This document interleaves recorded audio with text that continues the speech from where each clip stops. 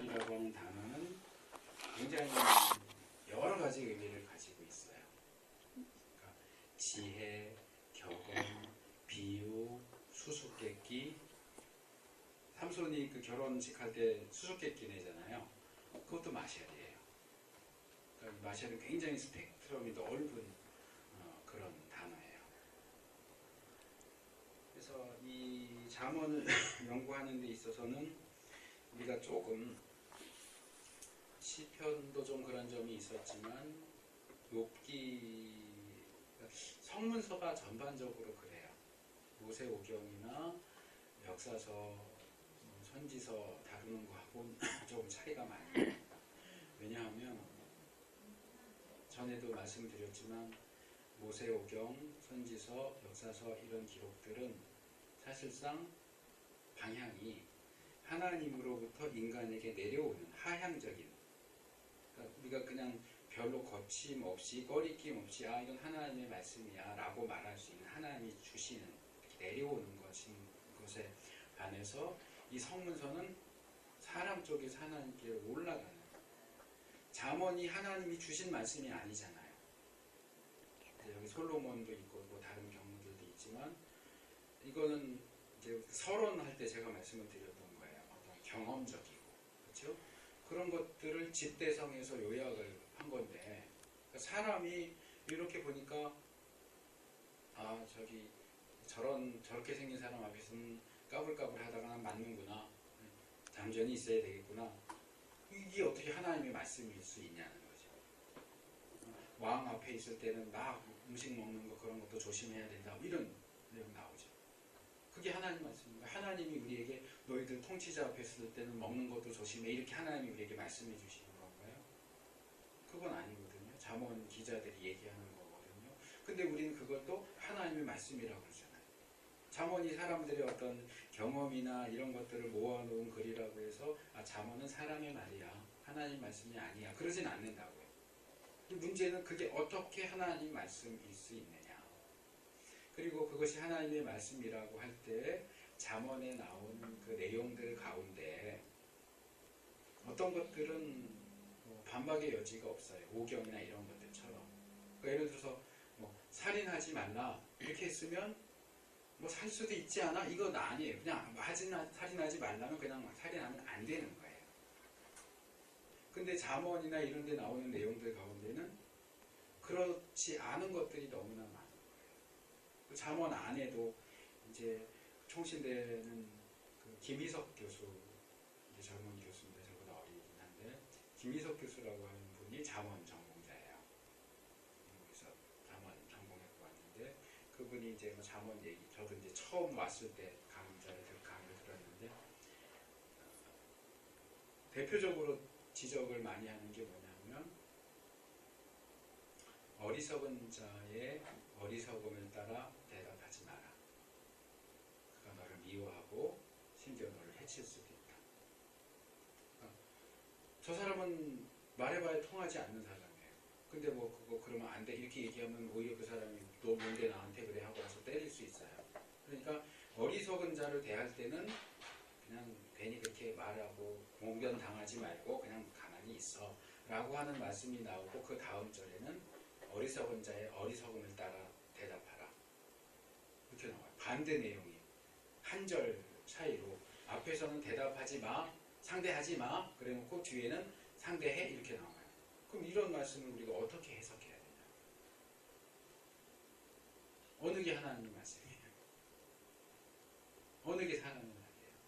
어느 쪽이 맞아요? 상대하지 말아야 돼요? 상대해야 돼요? 그러니까 이런 부분이 어려워요.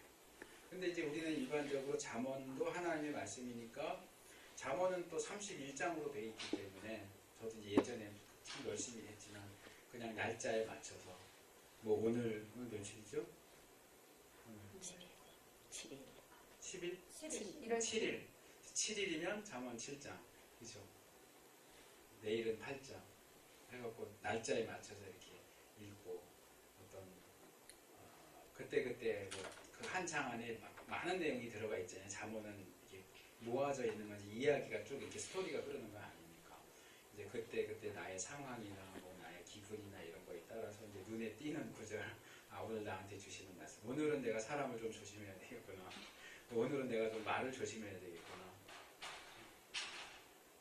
뭐 사람들 싸우는데 가서 괜히 참견하지 말아야 되겠구나, 뭐 이런 거. 이게 무슨 뭐 토정 비결도 아니고 뭐 별자리 운세도 아니고. 근데 그걸 이제 하나님의 말씀 이렇게 기본적으로 틀린 말은 아닌데 맞는데, 그것을 그대로 하나님의 말씀으로 우리 삶에 적용하기에는 문제가 많다는 거죠. 그러니까 좀 노골적으로 표현하면 안 맞는 것들이 꽤 많이 나와요. 안 맞아요. 분명히 하나님의 말씀인데 이 말씀을 이렇게 보면 이게 우리 현실하고는 안 맞는데. 전에 이제 결혼하면서도 제가 그 말씀을 드렸지만, 예를 들어서 내가 이제까지 살아오면서 의인의 자손이 유리 걸식하는 것을 본 적이 없다. 그분은 도대체 어디 가서 살았던 거예요? 우리 주위에 너무나 많아요. 의인의 자손이 유리 걸식하는 사람들도 되게 많아요. 그럼 그러면 뭐 어떻게 해야 돼요? 현실이 이러니까 그 말씀이 틀렸네 이래야 돼요? 말씀에 그렇게 돼 있으니까 우리 현실이 틀린 거야, 우리 눈에 그게 보여도 그게 틀린 거야 이래야 돼요? 이런 면에서 우리가 이 지혜석을 읽는 데 있어서 어려움이 많다는 거죠.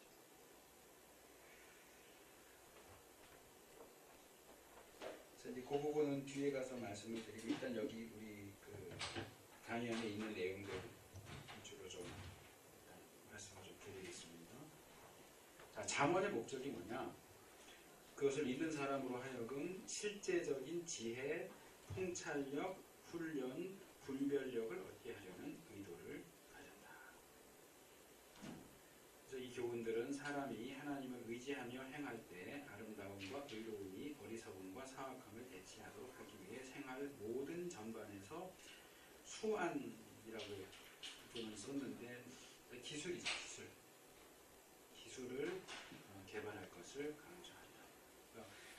잠언서가 가르치는 지혜, 통찰력, 훈련, 분별, 그런 것들을 통해서 우리가 아름답게 그리고 의롭게 살면서 어리석음과 사악함을 배제하는 삶을 살도록 도움을 주기 위해서 쓰여졌다. 여기 이제 잠언 같은 경우 실제적인 측면에서 아까 제가 예를 든 것처럼 어떻게, 오늘은 어떻게 할까 뭐 이런 거 할 때 많이 실제적인 어떤 책으로 사람들이 관심을 가지고 읽지만, 둘째 단락 셋째 줄 보시면 다른 측면에서 볼 때 잠언서는 구약의 주류에서 벗어나 있다. 잠언서뿐만 아니라 시가서 전체가 그래요. 그 다른 모세오경이나 선지서나 역사서 보면 기본적으로 나오는 중요한 내용이 있어요. 출애굽 사건. 다르게 말하면 구원이죠. 그 다음에 제사, 죄사함, 죄의 용서함을 받기 위한 제사, 절기, 또 역사 속에서 행해진 하나님의 어떤 능력과 권능, 이런 것들이 많이 나오는데 지혜서에는 그런 것들이 안 나와요. 창조 얘기도 별로 안 나오고, 구원 얘기도 별로 안 나오고, 언약에 대한 내용도 없고, 하나님을 직접적으로 이렇게 얘기하는 경우도 별로 없어요. 종교적인 색채가 별로 없고 좀 세속적인 책 같은, 그러니까 뭐 심하게 말하면 그냥 무슨 처세술 책 같은 그런 모습이 있기 때문에 이 책이 과연 신학적으로 우리에게 뭘 가르치는 것일까 하는 의문을 갖게 하는데, 결론적으로 말하면 잠언은 우리에게 지혜를 가르치는데, 그 지혜가 뭐냐라고 할 때 여호와를 경외하는 것이 지혜다. 이게 잠언의 교훈이에요. 여호와를 경외하는 삶을 살아라. 그 신약식으로 표현을 하자면 너희가 먹든지 마시든지 무엇을 하든지 하나님의 영광을 위하여 하라. 그게 이제 어떻게 보면 짝이 되는 말씀이죠. 일단 여호와를 경외해라. 그리고 너의 가정생활, 사회생활, 경제생활, 정치적인 것, 그 외에 어떤 영역에서든지 여호와 경외를 기본으로 삼아서 지혜롭게 살아라. 아름답게 살아라. 의롭게 살아라. 그러니까 이건 이제 뒤집으면 지난번에도 얘기했지만, 그러니까 의롭게 살지 않는 것은 지혜롭게 살지 않는 것이고 지혜롭게 살지 않는 것은 여호와를 경외하지 않는 거예요. 그래서 아마 첫 시간에도 제가 그 말씀드렸지만 그런 면에서 이 잠언이나 이 지혜서는 신약의 야고보서하고 비슷합니다. 야고보서가 서신이긴 하지만 야고보서가 지혜서, 장르로 보면 지혜서예요. 그러니까 우리가 이제 기독교 신앙 안에서 믿음으로 구원을 받는다라고 하는 것과 그 다음에 행함 문제가 나오잖아요. 그래서 보통 대표적으로 말할 때 바울은 이신칭의, 그 다음에 야고보는 행함, 이렇게 이제 대립되는 것처럼 많이 얘기하지만 사실 성경이 우리에게 얘기하는 것은 그 둘이 대립된다는 게 아니거든요. 올바른 믿음은 당연히 행함을 가져와요. 그래서 그걸 뒤집어서 얘기하면 이런 거죠. 믿음은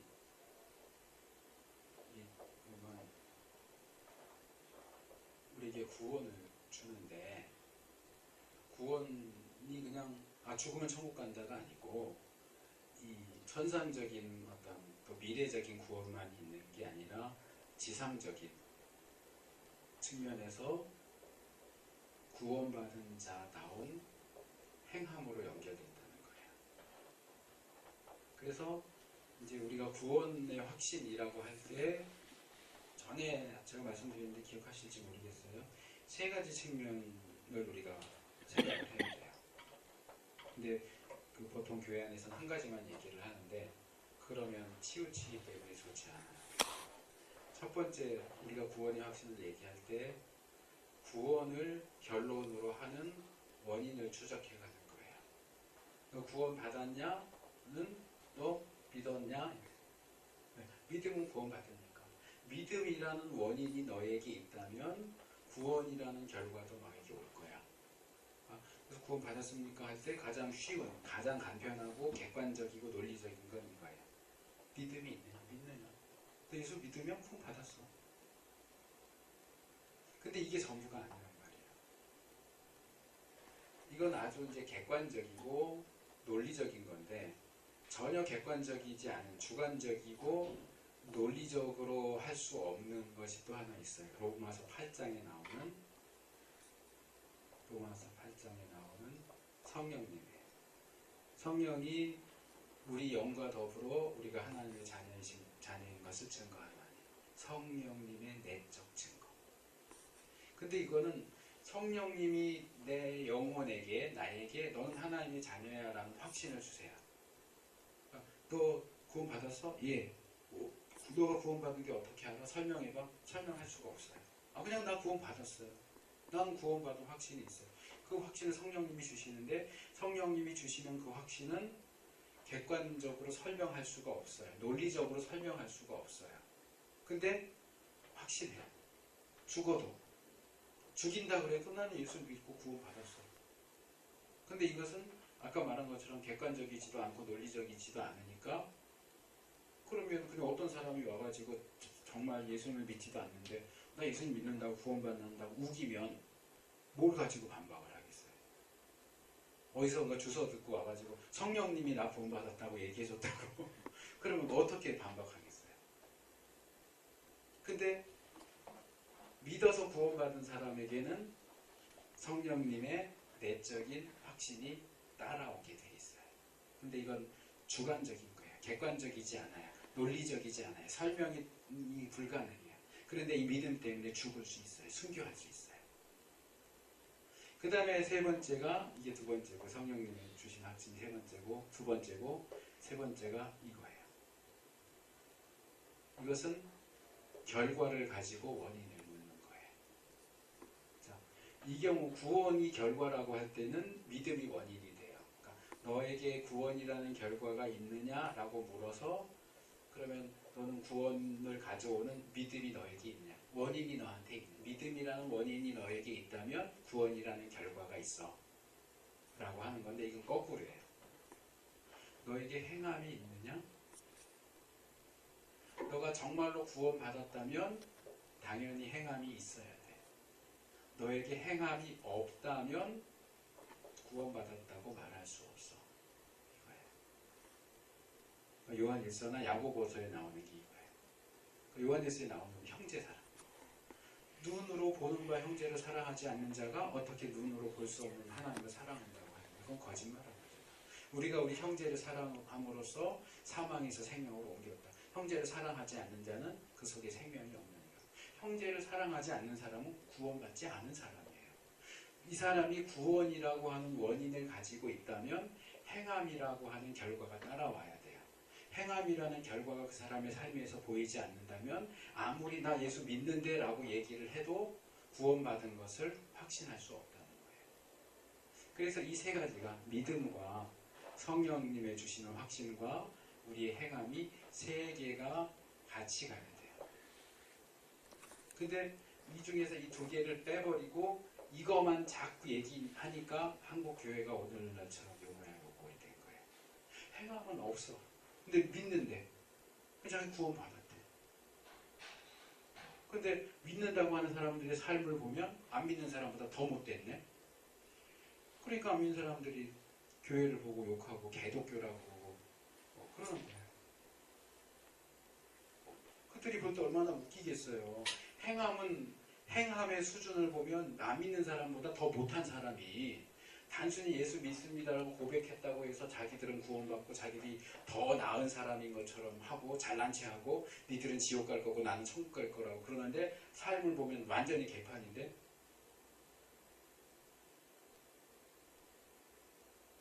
성경이 말하는 구원이 과연 이 믿음 하나로만 가지고 해결이 되느냐. 물론 구원은 믿음으로 얻어요. 믿음 이외에 어떤 것으로도 우리는 구원을 얻을 수 없어요. 그러나 그 믿음이 우리를 구원하는 믿음이라면 당연히 행함이 따라오게 돼 있다는 거예요. 행함이 없는 믿음은 죽은 믿음이라 그 믿음이 우리를 구원할 수 없다. 구원은 왜 믿음으로 얻어요? 그러니까 바울은 이것을 강조한 거고 야고보는 이걸 강조한 거예요. 둘이 반대되는 게 아니에요. 바울이라고 행함을 얘기 안 하는 줄 아세요? 하거든요. 그 소위 말하는 이제 신약학에서는 악독 목록이라고 해요. 출애굽을 뭐 거짓말하는 자, 가늠하는 자, 뭐하는 자, 뭐하는 자는 천국을 유업으로 받을 수 없느니라. 구원받을 수 없는 악독들의 목록을 쭉 놔요. 악독 목록이라고 해요. 그럼 뭐예요? 이런 일들을 하면 행함에 있어서 이런 악덕을 행하는 사람은 구원을 받을 수가 없다고요. 이게 바울이 믿기만 하면 무조건 받아 그렇게 하는 게 아니에요. 믿어서 구원받는 사람은 이런 악덕을 삶 속에서 행할 수가 없어요. 이 사람이 믿는다고 아무리 입으로 떠들어도 삶 속에서 이런 악덕들이 발견된다면 이 사람은 믿는 사람이 아닌 거예요. 천국을 유업으로 받을 수가 없어요. 이게 이제 신약적인 구조인데 이 신약적인 구조의 이 행함을 신약에서는 야고보서가 얘기하고 있다면 구약에서는 잠언이 얘기하는 거예요.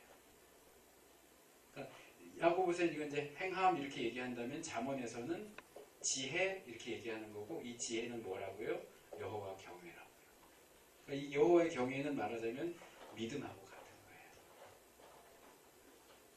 우리가 우리 삶 속에서 그게 어떤 영역, 어떤 분야이든지 간에 지혜롭게 행하지 않는다면 우리에게 여호와를 경외하는 게 없는 거예요.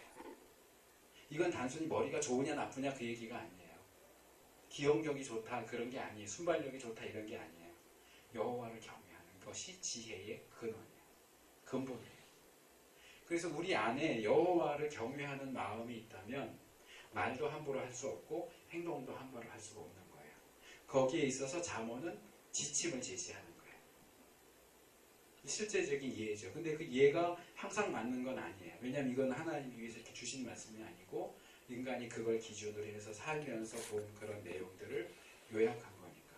그래서 이 내용들을 분명히 이게 하나님의 말씀이기는 하지만 잠언이 가지는 지혜서가 가지는 특성 때문에 이것을 원리화시켜서 아까 제가 의인의 자손이 유리거식하는 것을 본 적이 없다. 이걸 원리화시켜서 이거 하나님 말씀이야. 의인의 자손은 절대 유리거식할 수 없어. 근데 쟤는 의인의 자손인 것 같은데 유리거식하네? 그럼 너한테 뭐가 문제가 있겠지. 욥의 친구들이 하는 건 똑같은 거예요. 그렇게 그런 식으로 이 지혜서 말씀을 사용하면 안 된다. 교회 안에서 그런 일도 참 비일비재해요. 좀 고난이 좀 길게 있는 그런 분들 향해서 뭐 문제가 있으니까 저러겠지. 문제가 왜 해결이 안 되고 몇십 년째 저러고 힘들게 살아. 뭔가 문제가 있겠지. 그걸 내가 어떻게 하냐고. 그런 말하는 것 자체가 나에게 지혜가 없는 거예요. 여호와 경외가 없는 거예요.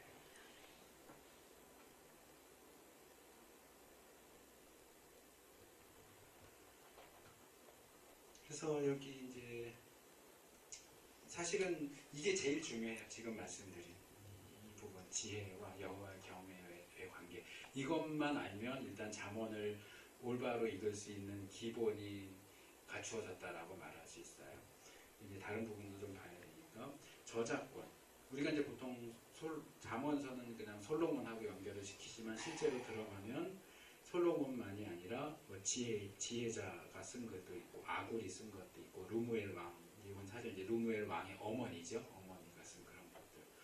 예, 다른 것들이 같이 들어가 있고 기본적으로는 이제 솔로몬. 이제 솔로몬 여기 시편하고 똑같아요.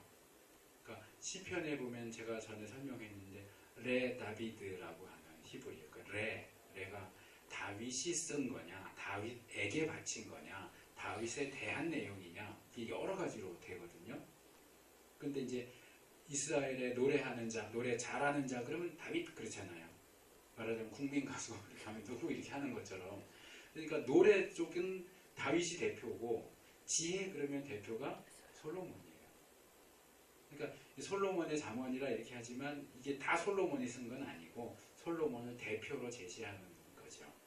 그래서 이제 그렇게 보시면 되고, 근데 그 솔로몬의 지혜가 어디서 왔느냐라고 할 때 우리가 예전에 그 살펴본 것처럼 이 지혜가 뭐 이집트에서 왔느냐, 바벨론에서 왔느냐 이런 논의가 되는데 그건 이제 그 부분 지혜서 그 개론 그 부분 참조를 좀 하시면 좋겠고요.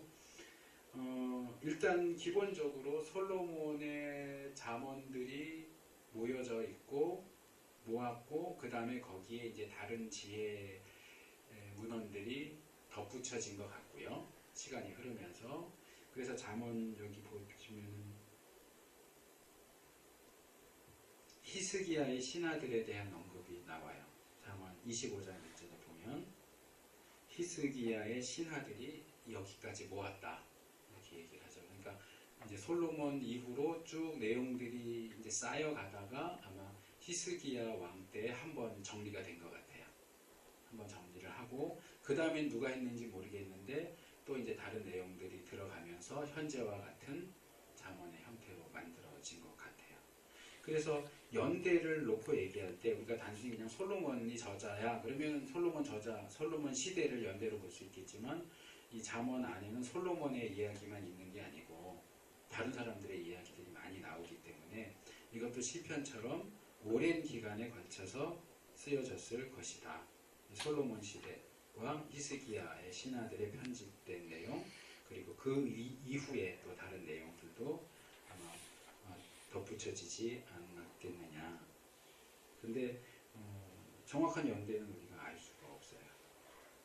그래서 이제 학자들 이제 학문적인 작업으로 들어가면 이제 더 많은 논의들이 이제 뭐 맥케인이나 스코트나 소긴이나 이런 학자들이 이제 논의를 하는데 이건 뭐 상관없어요. 자기들끼리 좀 싸우나 보다 이렇게 넘어가시면 되고요. 그 다음에 이제 신학적인 메시지.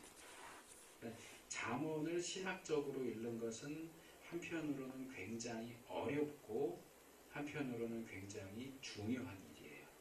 근데 이미 제가 앞에서 설명을 했어요. 잠언을 신학적으로 읽는다고 하는 건 뭐냐면 아까 말씀드린 대로 지혜, 그 다음에 여호와의 경외 여기에 초점을 맞춰서 읽는다고 하는 겁니다. 거기 셋째 줄 보시면 겉으로 보기에는 이 잠언들은 삶에 대한 좋고 실제적인 충고들이거나 삶에 대한 통찰들인 것처럼 보이며 신적인 권위를 갖고 있기보다 인간의 시각인 것처럼 보인다. 아이스펠트라고 하는 독일 신학자가 그런 얘기를 하면서 세속적이고, 제가 이거 급하게 하느라고 아주 한번 교정을 보긴 했는데, 세속적이고 이성적인 것이다. 이렇게. 이 아이스펠트라고 학자는 우리 쪽 보수주의 학자는 아니에요. 그러다 보니까 이제 자원의 내용 자체가 그렇다 보니까 이건 그냥 세상에서 말하는 격언, 속담 뭐 그런 거나 별 차이가 없어 이렇게 이제 얘기를 하는 거고요. 근데 이제 우리는 그렇게 보지 않는 거죠. 특별히 이제 아까 제가 소개한 그 총신대 김희석 교수 그 박사님이 잠언 1장에서 8장까지를 이제 대상으로 하는 논문이에요. 그래서 이 잠언 같은 경우에 1장에서 8장이 그 이후에 나오는 잠언을 이해하는 열쇠예요. 그러니까 잠언의 서론, 좀 길긴 하지만 1장부터 8장까지는 이제 서론 보는 그게 이제 그분의 박사 논문이고요. 그리고 여기 10장, 9장에서 어떤 전환점을 이루면서 10장부터 쭉 뒤에 내용이 잠언들이 나오는데 9장에서 두 여인이 나와요. 하나는 지혜 여인이에요. 레이디 위즈덤, 영어로 그렇게 해요. 지혜 여인. 그 다음에 하나는 우매 여인, 어리석은 여인. 근데 둘 다 마치 저희 동네 요즘 공사를 하는데 마트가 들어온대요. 큰 마트. 그리고 그 옆에 조그만 마트가 예전부터 있었는데 주인이 몇 번 바뀌고 새로 바뀐 지 1년도 안 됐는데 문을 닫았어요. GS25가 들어오더라고요. 이쪽에 지혜 여인이 운영하는 가게가 있고 이쪽에 우매 여인이 운영하는 가게가 있어요. 둘 다 앞에 나와서 호객행위를 하는 거예요. 지혜 여인도 와서 자 어리석은 자들은 나한테 와라. 나한테 지혜를 배워라. 그게 너희들에게 유익하고 좋다. 우매 여인은 나와서 어리석은 자들은 나한테 와라. 훔친 떡이 맛있고 훔친 물이 맛있다. 와라. 둘이 이제 호객행위를 양쪽에서 하는 거예요. 근데 이제 이 우매 여인은 거기 보면 이제 내가 이 창살로 이렇게 보니까 어떤 어리석은 청년 하나가 밤에 이렇게 갔더니 여자가 나와가지고 우리 남편이 멀리 출장 갔는데 밤새도록 즐기자 이래갖고 그 어리석은 애가 청년이 그 송아지가 푸주간에 끌려가는 것처럼 끌려가는 걸 봤다. 근데 그 여인의 방으로 가면 결국 뭐냐? 거기가 음부랑 연결돼 있다. 죽으러 가는 거다. 우매 여인을 좇으면 죽는 거다. 지혜 여인을 좇아야 산다. 이게 이제 말하는 1장에서 8장 음녀 얘기가 거기서부터 계속 나와요. 내 아들아 여자 조심해라. 이방 여인. 근데 그게 이제 이방 여인 원래는 이제 이상한 여인인데 결국 이야기를 쭉 쫓아가다 보면 이방 여인이고 이 우매 여인하고 이제 연결이 돼요. 9장으로 보면 연결이 되는데 그러니까 뭐 남자는 여자 조심, 여자는 남자 조심. 우리를 여호와 신앙으로 이끌어 주는 건 지혜 여인이고 우리를 사망으로 이끌어가는 건 우매 여인. 근데 우리에게 더 매력적으로 보이는 것은 우매 여인이라는 게 문제죠. 제가 예전에 군에 있을 때 저는 이제 대학을 졸업하고 갔기 때문에 다 이제 저보다 어려요. 제 위에 선배들이 이 고생을 하고 있는데 그 중에 한 명이 엄마가 술집을 하는 애가 있었어요. 엄마가 술집을 하는데 아들한테 술집을 하나 맡겼어. 얘가 술집을 하는데 이제 하다가 왔는데 결혼을 했는지 돈 벌어줬는지 모르겠는데 자기는 자랑 삼아서 얘기를 하는데 목사 딸이 그런 건달하고 결혼을 했는데 목사 딸이 그런 건달하고 결혼한 이유가 뭐냐? 담배 피는 모습이 멋있어서. 제가 직접 들었어요. 보통 그런 얘기도 하잖아요. 이 여자들이 나쁜 남자 좋아하는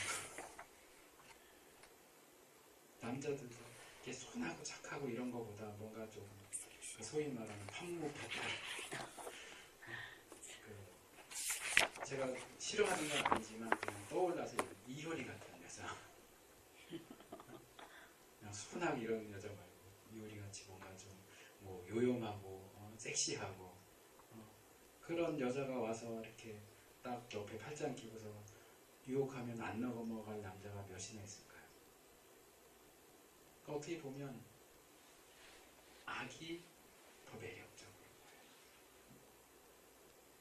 선은 뭔가 싱거워. 뭔가 싱겁고 그래요.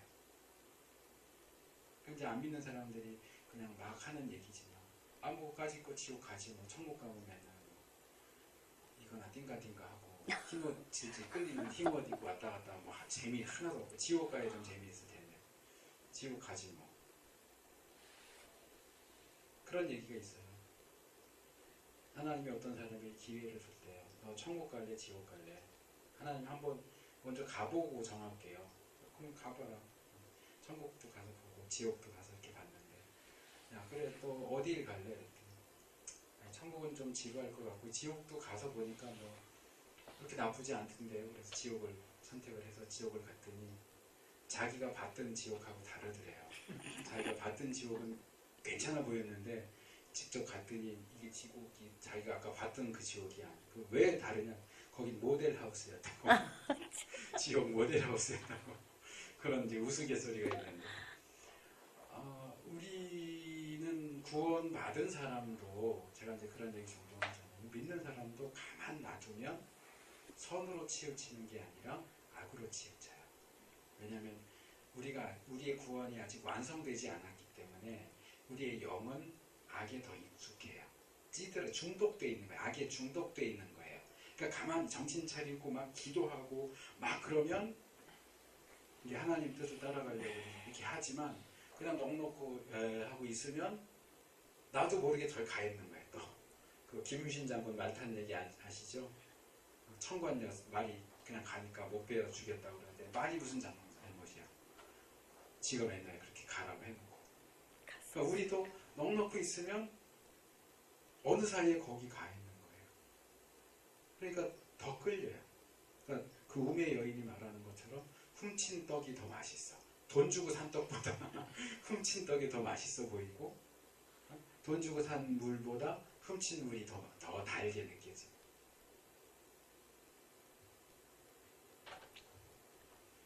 그래서 그런 부분에 있어서 우리가 좀 정신을 바짝 차려야 돼요.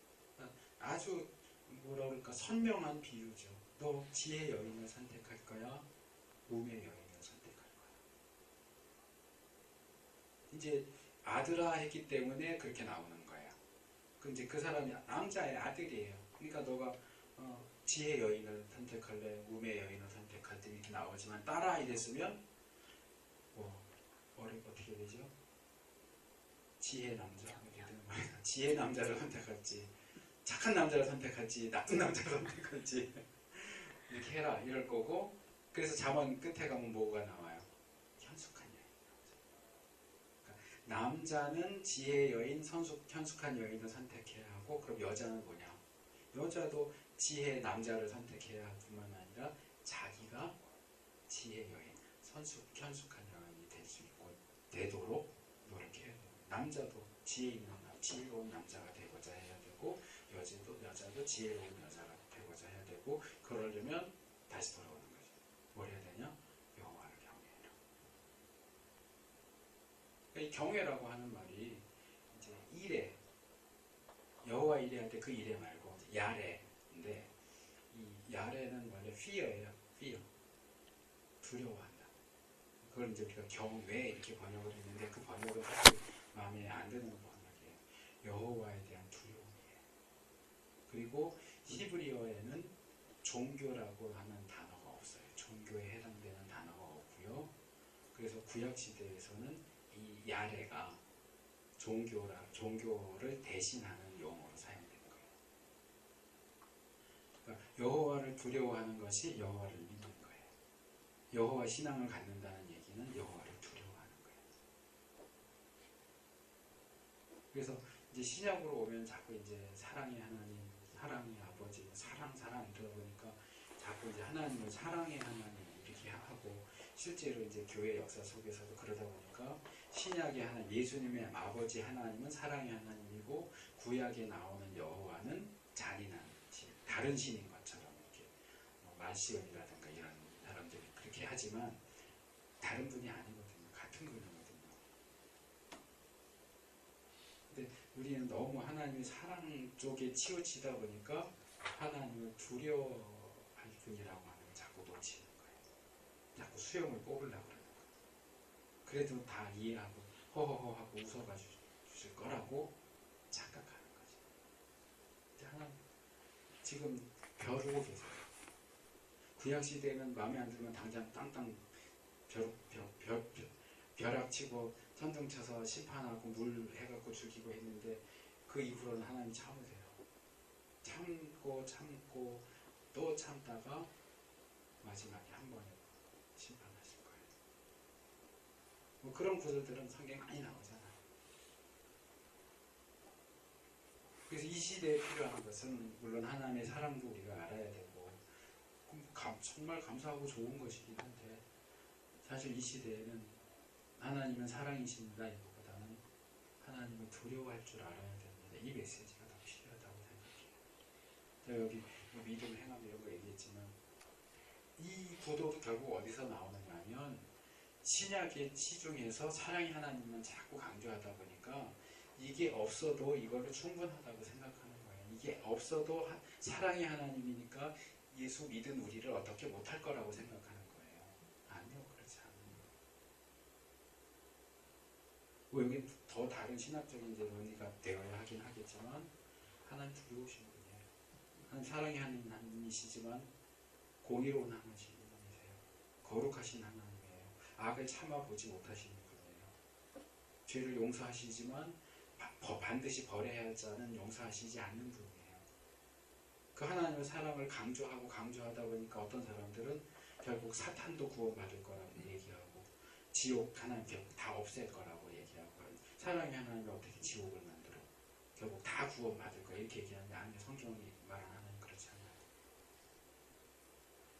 우리가 하나님의 사랑을 우리 것도 아닌데 마음대로 막 이렇게 막 펴 늘려가지고 그걸 온 세상을 가득 채우겠다. 아니요, 그렇지 않아요. 그러면 안 돼요.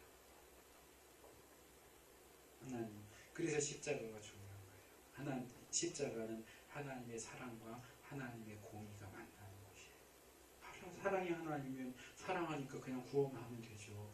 예수 왜 죽여요? 공의가 허락하지 않는 거예요.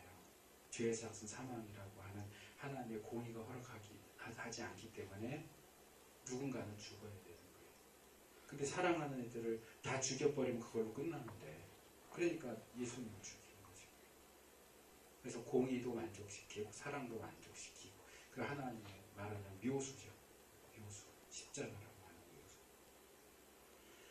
그리고 신약으로의 접근 이 부분은 조금 읽어보세요. 41페이지 거기 신학적 메시지에서 제가 조금 다른 쪽으로 설명을 하겠지만 지혜와 우매를 비교하면서 이렇게 고대 도시에는 제일 안쪽에 이렇게 높은 곳이 있다. 거기가 지금 이제 지혜 여인의 처소도 거기에 있고 우매 여인의 처소도 거기 계속 둘이 대립해요. 마치 로미오과 줄리엣 양 가문이 계속 그러는 것처럼 계속 그렇게 대립되어 나오는데 그 부분은 좀 보시면 좋겠고요. 거기 뭐 예를 들어서 중간에 그러므로 독자들은 결정의 문제에 직면하게 된다. 두 여인 모두 그에게 함께 식사하고 깊은 교제를 나누자고 초대하는데 이 비유적인 표현을 풀어서 말하자면 자신을 경배하라는 것이다. 누가 경배의 대상이 될 것인가? 지혜인가? 우매인가? 여호와인가? 바알인가? 이거예요. 그러니까 어떻게 보면 잠언은 전혀 신학적인 책이 아닌 것 같이 보이지만 굉장히 신학적인 책이에요. 다른 내용들 읽어보시고 신약으로의 접근해서 많은 기독교인들이 잠언서를 금원들의 모음집으로 생각한다. 근데 그런 측면을 우리가 부인할 수는 없지만 그거보다 우리가 잠언을 읽을 때 피해야 하는 두 가지 함정이 있다. 첫째, 잠언들을 절대화하는 경향. 그거 아까 제가 얘기한 거예요. 여기 얘도 나오죠. 여호와를 경외하는 자에게는 견고한 의뢰가 있나니 그 자녀들에게 피난처가 있으리라. 또 잠언 26장 4절 5절 미련한 자의 어리석은 것을 따라 대답하지 말라. 또 미련한 자의 어리석은 것을 따라 그에게 대답하라. 그러니까 이런 구절들은 그 있는 문자 그대로를 절대화시켜서 해석하면 문제가 생긴다는 거죠. 그러니까 절대화시켜서 읽지 않도록 주의해라. 잠언 같은 경우에. 둘째로 잠언들의 고립화라고 하는 표현이 나오는데 여기 잘 설명을 해놨는데 잠언을 읽을 때 다른 한 가지 유형은 개별적인 잠언들을 정경적인 배경에서 떼어내서 좋은 조언들을 얻기 위해 책을 뒤지는 식의 태도이다. 좀 표현이 어렵죠. 정경적인 배경에서 떼어낸다. 전에 제가 그 말씀 드렸는데 기억하실지 모르겠어요. 우리가 성경을 해석하는 데 있어서 중요한 두 가지 원칙이 있어요. 하나는 신앙의 유리, 아날로기아, 피데. 그다음에 성경의 유리, 아날로기아, 스크립투라. 그러니까 신앙의 유리는 우리가 어떤 본문을 해석하고 이해할 때 성경이 가르치는 교리와 어긋나게 하면 안 된다. 성경 전체를 집대성해서 정리한 이 교리적인 가르침과 어긋나는. 그러니까 그런 오해를 살 수 있는 구절들이 종종 있기는 하지만 예를 들어서 하나님은 어떤 분이시냐, 하나님 선한 분이시다. 근데 어떤 성경 구절을 보면서 하나님이 악한 분이시기도 하네 이렇게 해석할 수 없다는 거예요. 왜? 성경은 전반적으로 하나님을 선한 분으로 얘기하거든요. 그러니까 우리가 어떤 본문을 그렇게 볼 수 있는 가능성이 많다 할지라도 하나님을 악한 분이라고 하는 그런 식으로 해석을 할 수는 없어요. 그리고 성경의 유리는 성경 전체의 가르침이에요. 성경 전체가 가르치는 일부분을 가지고 성경 전체의 가르침에 위배되는. 그러니까 뭐 예를 들면 이런 거지. 우리가 기본적으로 알고 있는 건 뭐예요? 어떻게 구원받아요? 아까 얘기했지만 믿음으로 구원받아요. 근데 이제 구약의 구절이나 신약의 몇 구절들을 보면 너가 율법을 지켜라 그러면 구원을 얻으리라 이런 말씀이 나와요. 그럼 그 말씀이 나오기 때문에 구원의 방법이 하나인 줄 알았더니 두 개네. 믿음으로도 구원을 받을 수 있고 율법을 지켜서도 구원을 받을 수 있네. 이렇게 해석하면 안 된다는 거예요. 왜요? 성경 전체의 가르침을 보니까 율법을 지키며 구원을 얻는 것이 사실이라고 할지라도 율법을 지킬 수 있는 사람은 아무도 없거든요. 그러니까 그건 있으나 마나인 거예요. 근데 그런 구절이 있다고 해서 강단에 올라가서 여러분 우리가 예수를 믿어야만 구원받는 게 아닙니다. 율법을 지켜도 구원을 얻을 수 있습니다. 우리 율법을 열심히 지킵시다. 그러면 율법주의가 되는 거예요. 그래서 성경을 해석할 때 잠언들도 이런 전체적인 그 흐름과 가르침과 그냥 해갖고 그냥 막 이렇게 뒤져가지고 지금 내 상황에 필요한 거 맞아 떨어지는 것처럼 보이는 구절을 그냥 그것만 딱 떼어내서 고립화시켜서 이 말씀 이렇게 쓰니까 우리가 그 표현 많이 쓰잖아요. 약속의 말씀. 아침에 큐티하는 거. 요 약속의 말씀. 내가 돈 문제가 막 고민되면 이렇게 자본 이렇게 보면서 돈 얘기 나오는 거 이렇게 막 찾아가지고 찾았네. 하나님 나한테 돈 주신다고 약속했어. 이건 잠언을 고립화시키는 거예요. 잠언뿐만 아니라 어느 구절도 마찬가지지. 전체적인 흐름 속에서 왜 그 얘기가 나왔는가 이런 문맥 속에서 흐름 속에서 봐야 되는데 그런 흐름을 전혀 배제하고 그것만 딱 떼어내서 그 우스갯소리로 많이 하는 거 있잖아요.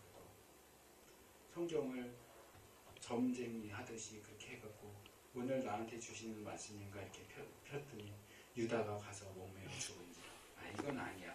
오늘 하나님 나한테 죽으라고 했어. 저 하겠어. 다시 딱 펼쳤더니 너도 가서 그렇게 하라. 야 이거 아닌데 3세판 딱 펼쳤더니 속히 가서 해라. 그럼 죽어야 돼요? 몸에서 죽어야 돼요? 성경은 그런 점치는 식의 책이 아니에요. 잠언도 마찬가지예요. 우리가 날짜에 맞춰서 잠언이 31장이기 때문에 읽는 건 좋아요. 근데 이걸 전체적인 흐름 속에서 잠언을 이해해야지 어떤 한 구절 한 구절 내가 진짜 나에게 도움이 되고 내 마음에 드는 구절을 맥락에서 떼어내서 그것만 그게 하나님 나에게 주신 약속의 말씀을 이렇게 하는 것은 굉장히 위험한 행동이다. 이제 고립환에 대한 끝났네요. 이번 달은요 제가 3번 연속으로 합니다. 오늘 했고요. 다음 주도 제가 오고요. 그 다음 주도 제가 오고 그 다음에 빠이빠이입니다. 그리고 지금 1월이니까 2월 달은 제가 안 오고요. 2월 달은 손님이 3번 하실 거고 3월 달에 이제 1시간짜리 하나 나와요. 제가 첫 시간부터 연강을 했기 때문에 3월 달에 1시간짜리 한 번 하면 이번 강의가 끝납니다. 다음 주에는 잠원 본문 살피기, 그 다음에 전도서 개론 이렇게 질문해 나가도록 하겠습니다. 혹시 뭐 질문하실 거나 말씀하실 거 없으시죠? 자, 오늘 기도를 지난번에는 김정래 집사님이 하셨나요? 박연숙